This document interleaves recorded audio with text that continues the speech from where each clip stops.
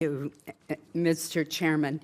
Before I turn to the bill that I am honored to co-sponsor with Senator Baldwin, which addresses the real problem of keeping our young researchers at NIH, I do want to respond to some of the earlier comments that have been made about the approach we are taking today. First, I want to commend the chairman and the ranking member for scheduling these important bills for markup by this committee.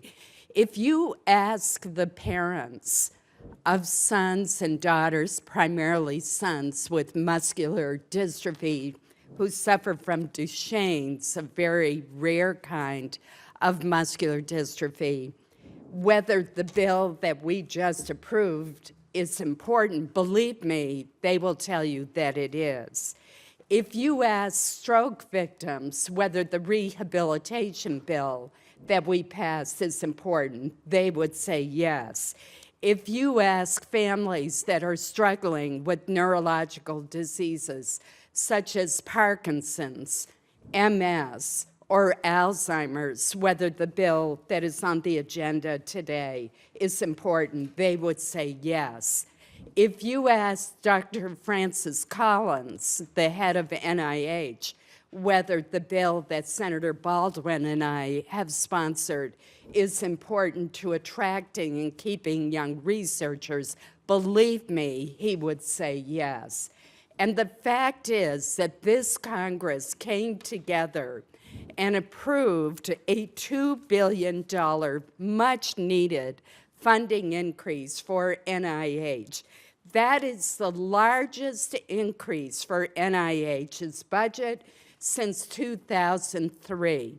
We also approved, and I know this well because I was the primary advocate for it, as chairman of the bipartisan Alzheimer's task force, nearly a 60% increase in Alzheimer's funding, bringing us to $936 million.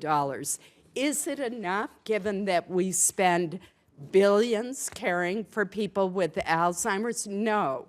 The National Advisory Council on Alzheimer's says that we should be spending $2 billion a year. But to say that this is not to imply that a 60% increase in funding for Alzheimer's research is nothing is just not accurate. There is widespread bipartisan support for biomedical research because there simply is no investment that promises greater returns for Americans than that investment.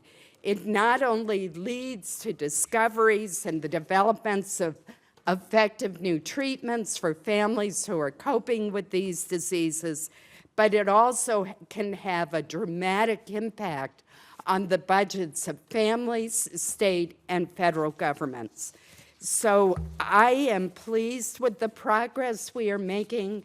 I support the approach that the chairman has taken, and I believe that the bills we are considering at this markup and at the upcoming March 9th markup are important bills that will make a real difference to American families.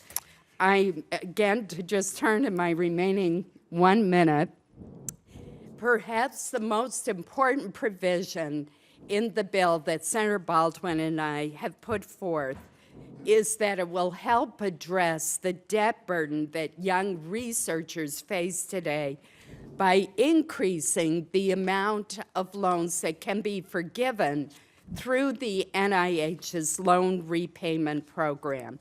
This was a recommendation of NIH's Physician Scientist Workforce Working Group, and it is one of the reasons that our group has broad support from the Federation of American Societies for Experimental Biology, the Association for American Medical Colleges, and of course the NIH. So I urge support for this bill and for all of the important bills on our agenda today.